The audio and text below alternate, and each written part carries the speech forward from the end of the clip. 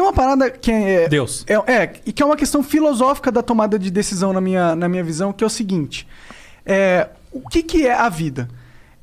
A partir do momento que teve o Big Bang... A partir do momento... É um meme. Que teve o Big Bang...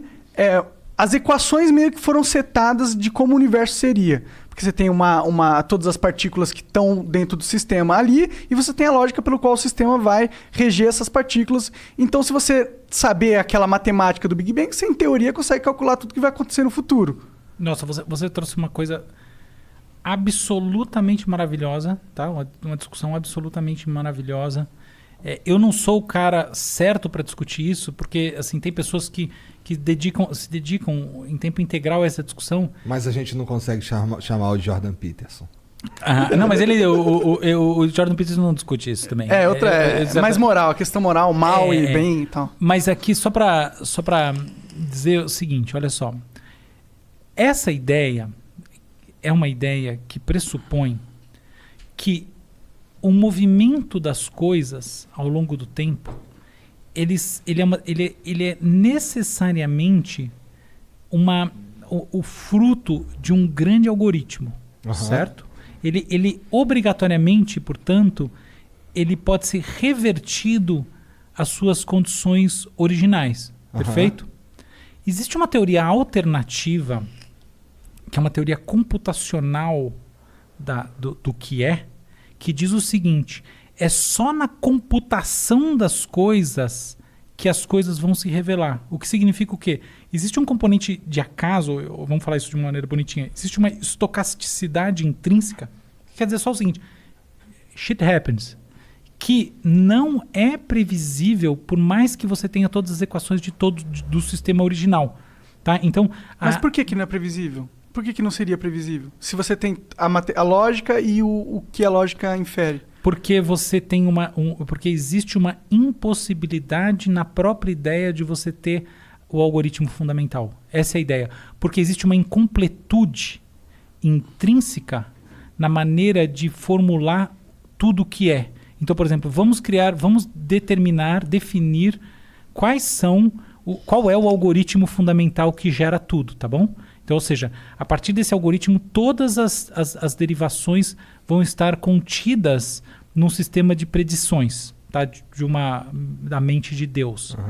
O problema desse algoritmo que habitaria a mente de Deus é que ele assume que existe uma completude na maneira de prever as coisas. Só que, eventualmente, existe uma incompletude intrínseca, que é uma incompletude que está na própria essência da matemática. E você não vai conseguir nunca ter esse algoritmo pela própria definição do que é um algoritmo. Entendi. O que no fundo é simples de entender. Só que a hora que a gente vai converter isso em equações e tudo mais, você vai chegar numa coisa alguns teoremas muito complexos. Não, imagino, para você provar que isso é verdade, imagino que... Pra provar a inconsistência matemática do universo, tá ligado? Exato. Assim, eu conheço gente, depois eu posso até indicar um cara pra vocês falarem. Talvez a pessoa mais inteligente que eu já vi na minha vida é o meu melhor amigo, por sinal, que é o Fábio Tal.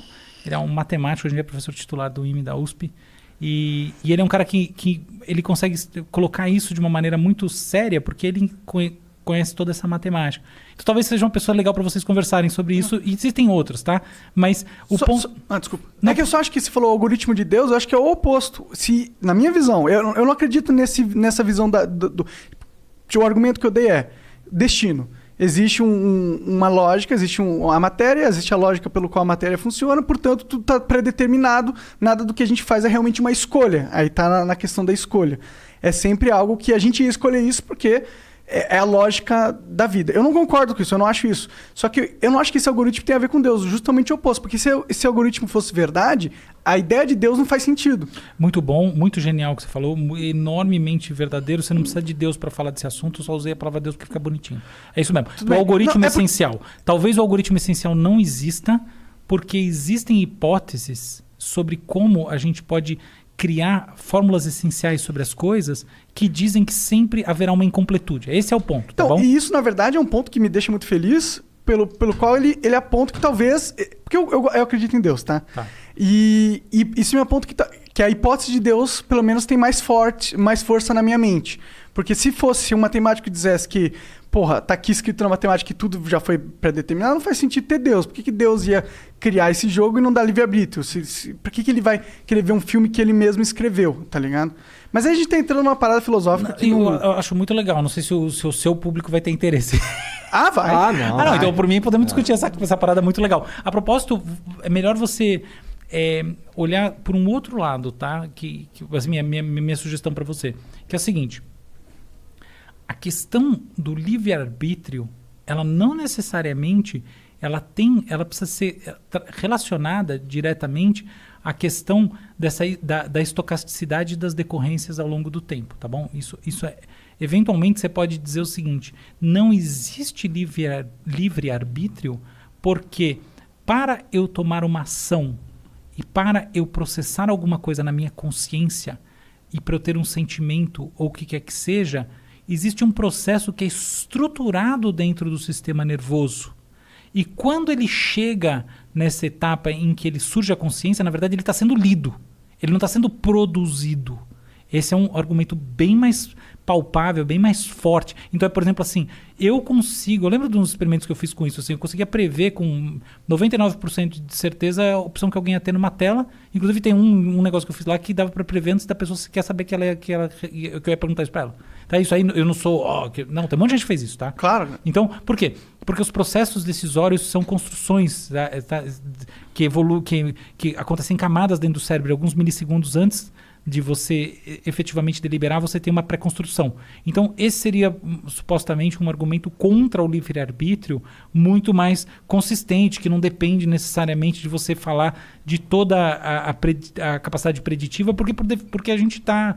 Ela é uma discussão meramente teórica. Entendi. Tá? E a incompletude matemática, na verdade, ela não tem nada a ver muito com essa discussão, porque ela é uma discussão que está muito mais dentro da própria filosofia da matemática. Tá? Tem um cara chamado Gödel que escreveu sobre isso, tá? Na verdade criou um teorema e a partir dele um monte de filosofia em torno que gerou esse papo todo.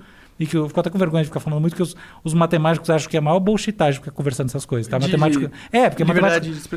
de derivações conceituais, filosóficas e neurocientíficas em cima dos... Ele acha que não dá para determinar nada disso, só se importa com a matemática. Exatamente, que todo mundo que faz isso está forçando uma barra monstruosa. Interessante, exatamente. De matemática. Não, a matemática é um tipo de louco legal, tá? Não, eu gosto pra caramba, mas eu gosto de discutir sobre as loucuras que eles inferem também. Exatamente, só que eu quero ter a liberdade de brincar em cima.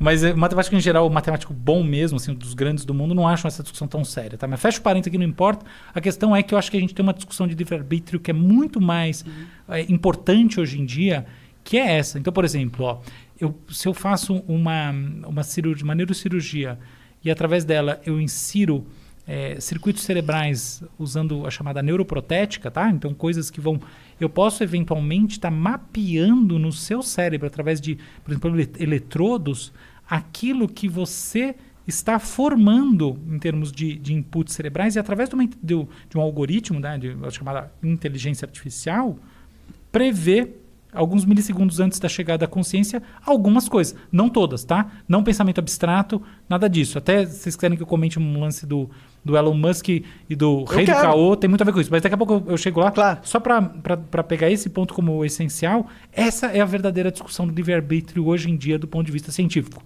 Porque, de fato, os processos decisórios, os processos perceptivos, né, e as representações mentais na consciência, que em última análise são percepções, eles têm, e os processos motores, fundamentalmente, eles não são simplesmente emanações de si mesmo, eles são leituras que você faz de si mesmo. E elas tomam tempo, tá? Então elas têm... E não é o tempo...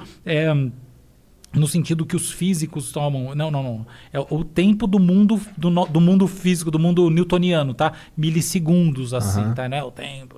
Não, milissegundos. Toma tempo esse troço. E aí você consegue ter toda uma coisa que fala, puta, que belo livre-arbítrio é esse que eu consigo saber o que a pessoa vai fazer antes dela própria, entendeu? Mas então, aí dentro dessa discussão, eu acho que cabe, tipo, existem ações... A gente tem o nosso sistema automático. Sim. Né? Que é um sistema... 90% do cérebro, ele tá fora da consciência.